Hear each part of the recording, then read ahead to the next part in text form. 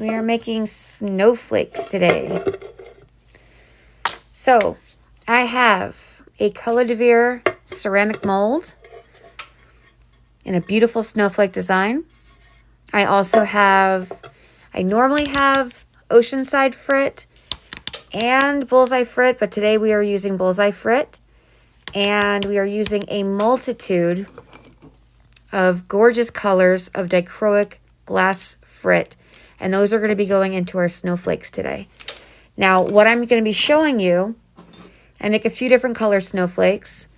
I make this gorgeous, almost like ice crystal one, which is just in a plain silver color. I also make a nice gold snowflake as well, which I actually just put into the kiln with a previous live I just went on. And today I'm going to be teaching how to make the gold luster with red Dichroic Frit, which is in this little tube right here. And that's going to be done on this mold. And we're going to replicate that. So I have a few little tricks up my sleeve. Not only do I have this gorgeous Dichroic glass from CBS, I have crystal Frit in Bullseye, not only in medium, but also, oh, these buckets are heavy, in fine Frit, and iridescent for that extra sparkle, because you know me, I love the sparkles. And we have an awesome product called mica powder from Sepp Leaf Products. They sell the best gold or silver micas I've ever seen. And this is the other one that comes in. Super sparkle as well. For my silver ones, I use the silver sparkle. For my goldish ones, I use the sparkle gold. They also come in copper and bronze. Another amazing product that I love using, I see if you can get the name on here, Pearl X Micas and Pigments from Jacquard is probably one of my freaking favorites to enhance the Sepp as well. They have more of a vibrant glitter to them. I don't know if you can see the glitter inside, but that is what they are. Normally, you do have to wear breathing protection because these powders, the micas and the glass Frit, are pretty dangerous. You need a nice little Darth Vader mask like this. However, I am using a basic N95 mask right now on my face so you can actually hear me talk and not sound like an actual monster in the night. So, like I said again, snowflakes, I have finally perfected the thickness level for this to not break. Normally, the problem with these snowflakes is that they get so delicate on the edges that when you start to put the wire or the ribbon to hang them on a tree or on a window, they freaking crack. So, to do that, I mix different levels of Frit. So, the fine Frit is going to be used to blend and make this a little heavier and denser. The medium Frit is going to make it icy. And the iridescent is going to make it shiny. And the clear red Dichroic is going to make that thing sing with glitter and fractal light. So in order for us to do this, I have a container like this. This little container looks a bit frosted, but it's where I shake my Frit. For a star like this, we need to measure in grams. So we have a scale right here that I go ahead and I put on. This snowflake takes about, I want to say 55 to 56 grams. I like to fill it to almost 60. It gives me a nice heftier snowflake. So I'm going to put this on here. I'm going to bring this to 0. And I'm going to start with Bullseye's transparent crystal clear fine Frit. I like the crystal clear. It does melt a lot clearer than the basic bitch crystal. So, I mean, basic, transparent. So it does have a bit of a clarity. So I want to get to at least 20 with this one. We're almost there. 20. All right, good. 20 as a base is fine for me. 20, 25, whatever you want. The iridescent, I'm going to put maybe up to 30. Look at that. I'm on ball today. Then we have the medium, which is going to be added next.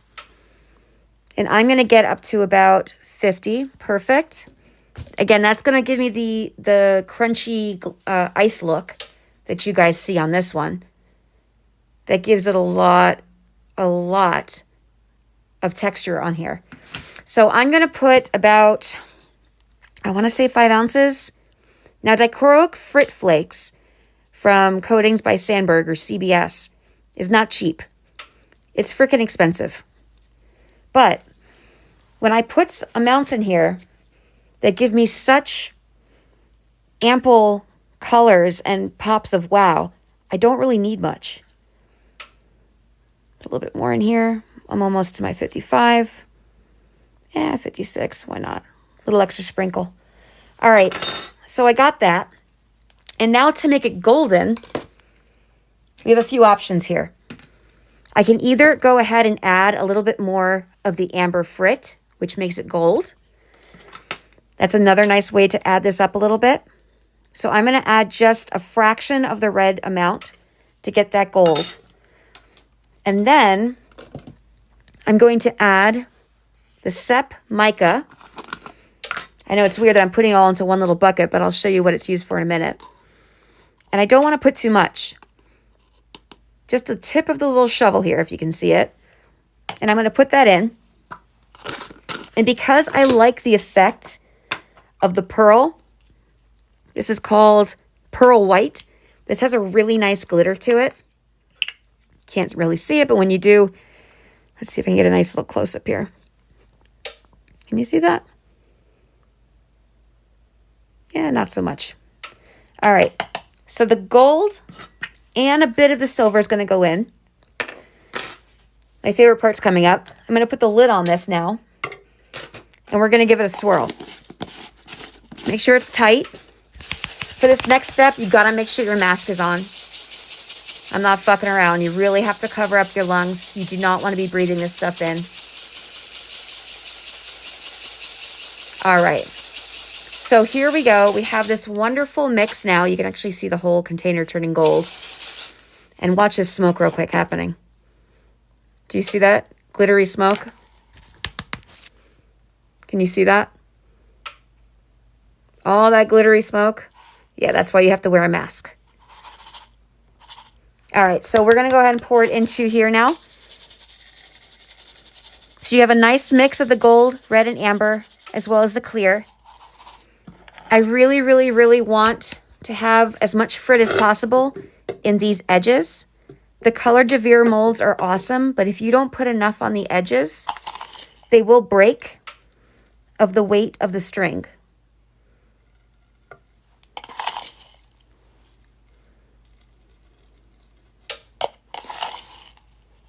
And it's okay to be a little messy in the beginning because I'm going to show you a little brush technique for you guys to even this up. You really want to concentrate on the edges though.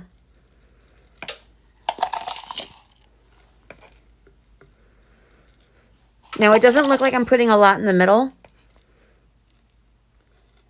And that's because I'm actually going to be putting a bigger frit in the middle to give it a bit of more texture. And I'll show you that in just a second.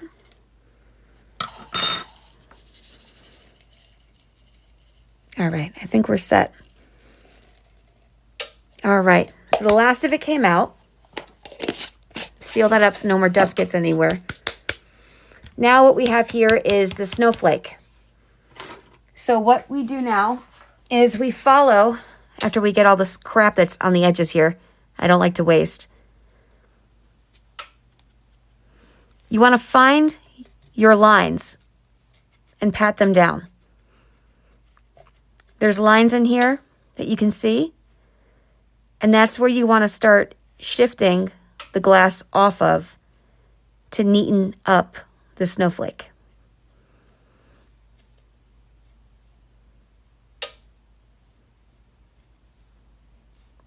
And if you see any gaps in the holes, make sure to push some frit around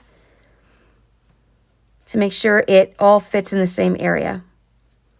All the gaps needs to be filled or you're going to have a weak spot in your snowflake and that will make it break.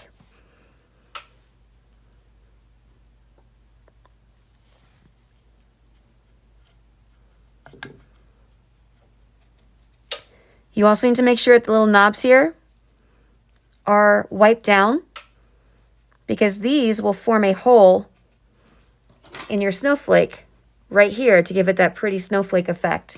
If you cover it, it's not going to provide you that clarity, and it's going to look like bits of glass is covering it and shards on there, and you're not going to get the nice smooth snowflake effect. All right, so in the middle here, I left it purposely a little shallow. If you would like to, you can add more frit in the middle in the way of either more of that glitter, amber looking frit, or there's this chunkier frit that has a yellow blue vibe to it that's also dichroic.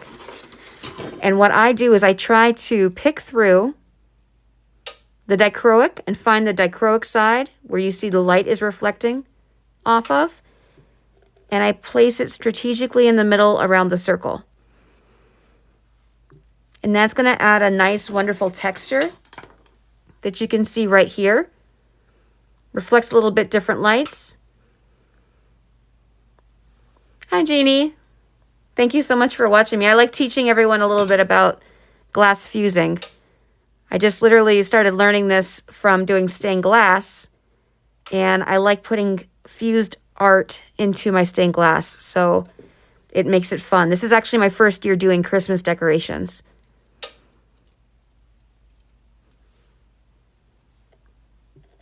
All right.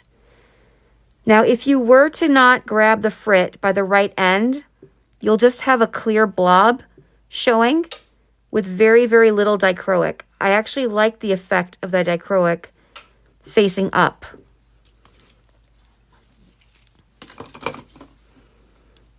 But again, if you like it a different way, it's all you. Thank you. I will be going back to that corner then. I do see some extra mica. Did you see extra mica, or are you talking about glass? Oh, thank you. Yeah, I love you making these snowflakes. I'm going to be adding them to lamps as well. I also am making Christmas trees. I did a Halloween Christmas tree that's going to be getting put onto a lamp base that will be available on my site soon. And I'm also doing a series of black and white Christmas trees that I'm going to be giving my customers an option of whatever mica color they want to decorate their ornaments on there. And I'll be setting that up as a lamp as well on my Etsy site or on my website. All that stuff is in the link in my bio as well if you want to check it out.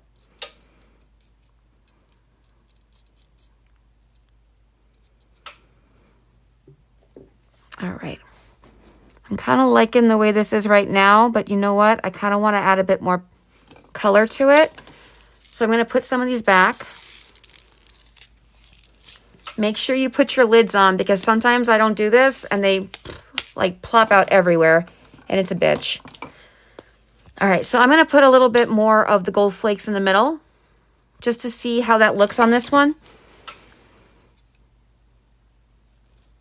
Because I'm always trying something new as I go. There's so many different color combinations to try with this stuff.